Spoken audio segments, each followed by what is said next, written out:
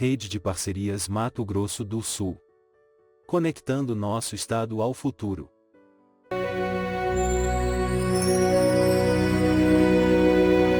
Olha, entender o orçamento do governo parece coisa de especialista, né? Mas e se a lógica por trás de tanto dinheiro pudesse ser explicada com a história de duas famílias? É isso que a gente vai fazer agora, desvendar esse mistério que no fundo mexe com a vida de todo mundo. Pra gente começar, vamos conhecer dois casais. A história deles, que parece super comum, na verdade guarda a chave pra gente entender como um governo inteiro administra o seu dinheiro e por que às vezes as melhorias que a gente tanto espera simplesmente não acontecem. Então vamos lá. De um lado, a gente tem o Francisco e a Teresa. Do outro, o Carlos e a Rosa. A vida deles é praticamente idêntica. Mesmo trabalho, mesma renda, mesma casa. A única diferença, mas que é o ponto central de tudo, é que o Carlos e a Rosa têm 3 filhos. E esse detalhe muda tudo.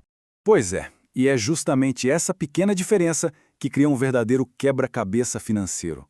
Uma situação que, quando a gente olha de primeira, parece que a conta não fecha de jeito nenhum. O Francisco e a Teresa, o casal sem filhos, resolveu fazer um baita investimento em casa. Eles construíram um segundo andar inteiro, sabe? Uma daquelas reformas de revista que deixam a casa novinha em folha. Vendo a casa linda dos amigos, o Carlos e a Rosa ficaram super animados. Imagina só, mais espaço para as crianças seria perfeito. Só que, na hora de botar na ponta do lápis, veio o balde de água fria. O orçamento deles não permitia nem sonhar com uma obra daquele tamanho. E aí fica a pergunta, né? Como isso é possível? Se todo mundo ganha a mesma coisa, por que uma família consegue fazer um investimento tão grande para o futuro e a outra mal consegue fechar as contas do mês? A resposta está bem na nossa frente. E a resposta para esse dilema das famílias é, por incrível que pareça, a mesma lógica que explica o orçamento de um país inteiro.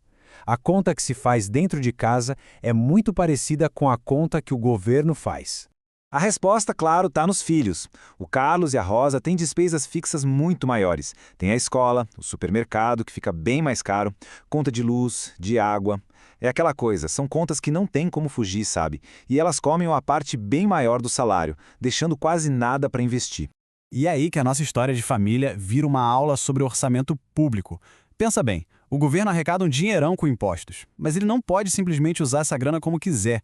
Assim como para o Carlos e para a Rosa, uma parte enorme dessa receita já está comprometida antes mesmo de chegar. Essa situação toda nos leva a 2 tipos diferentes de gastos do governo e ao dilema que eles criam.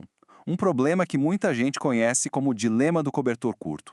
Primeiro, existem as despesas obrigatórias, elas são exatamente como as contas fixas do Carlos e da Rosa, não dá para escapar. O governo é obrigado por lei a pagar a dívida pública, os salários dos servidores, as aposentadorias e os benefícios sociais. Isso não é uma escolha.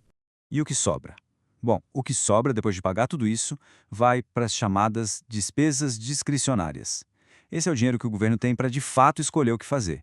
É a verba para construir uma estrada nova, modernizar um hospital, investir em pesquisa, enfim, é o dinheiro da reforma do governo.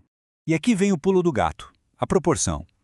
Na vida real, as despesas obrigatórias chegam a consumir mais de 90% de todo o orçamento. Imagina só, de cada R$ 10 que o governo arrecada, mais de 9 já tem um destino carimbado. Sobra muito, muito pouco para fazer investimentos que mudam o futuro do país. Daí vem aquela famosa metáfora do cobertor curto que a fonte que a gente analisou usa muito bem. É exatamente isso. O orçamento fica pequeno demais. Se você puxa para cobrir a cabeça, o pé fica de fora. Se tenta esquentar o pé, a cabeça passa frio. Não dá para cobrir tudo ao mesmo tempo. Então, a grande pergunta que fica é: como que um país pode fazer para esticar esse cobertor? Como é que se consegue, ao mesmo tempo, pagar as contas do dia a dia e ainda investir no desenvolvimento? Bom, a análise que a gente traz hoje aponta basicamente 2 caminhos. O primeiro é olhar com muito cuidado para essas despesas obrigatórias, para ver se elas são eficientes. O segundo é garantir que cada centavo do pouco que sobra seja usado do melhor jeito possível, em projetos que realmente vão fazer a diferença.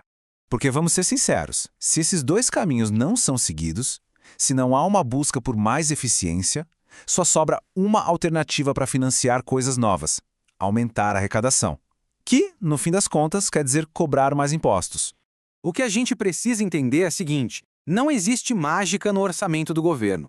Cada real que vai para uma área é R$ 1 que deixa de ir para outra. É um eterno jogo de escolhas. E é por isso que acompanhar de perto essas decisões não é só um direito, é um dever de todo cidadão.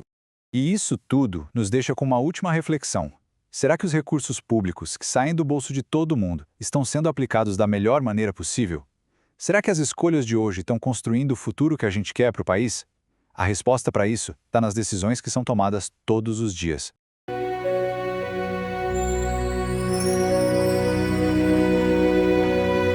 Rede de Parcerias Mato Grosso do Sul. Conectando nosso estado ao futuro.